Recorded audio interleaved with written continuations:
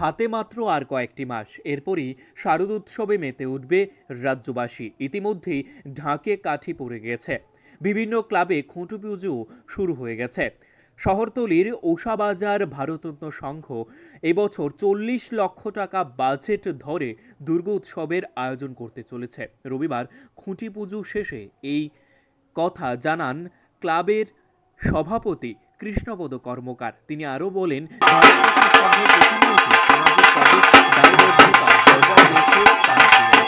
এবছর দর্শনার্থীদের কথা মাথায় রেখে 40 লক্ষ টাকা ব্যয় করে শারদোৎসবের আয়োজন করা হয়েছে। এবছরও দর্শনার্থীদের সংখ্যা খুব ভালো হবে বলে জানান উদ্যোক্তারা। কি বলছেন তারা, শোনাবো একবার আপনাদের।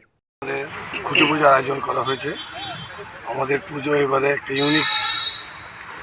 ইউনিক কিছু করব আমরা, এই আশা রাখছি। তবে এখনও ফুললি ডিসাইড হয়নি। আমরা ডেকোরেটরের সাথে কথা হচ্ছে, কলকাতা থেকে ডেকোরেটর এসছে। ফাইনালাইজেশন হওয়ার পরেই আমরা বিস্তারিত বলবো। তবে কিছু একটা এক্সট্রা করব, কিছু একটা ইউনিক করব, যেটা সচরাচর ভারততন্ত্র সংঘ আমরা করেই থাকি। প্রত্যেক বছর একটা ইউনিক কিছু করে থাকি, যেটা লোক সমাগম হয়। আমরা এইবারে চেষ্টা করছি কিছু একটা ইউনিক করার।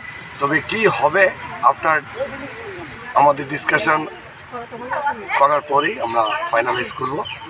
আর আজকে আমাদের পুজো কমিটি হয়ে গেছে। আমাদের পুজো কমিটির সেক্রেটারি হচ্ছে নবায়ন চক্রবর্তী, আর আমাদের পুজো কমিটির প্রেসিডেন্ট হচ্ছেন কৃষ্ণপদ সরকার। উনি আমাদের ক্লাবের চেয়ারম্যানও। বাকি বিস্তারিত আমাদের চেয়ারম্যান সাহেব আছেন, আমাদের প্রেসিডেন্ট সাহেব আছেন, বলবেন। Bureau report, news live 24 Tripura.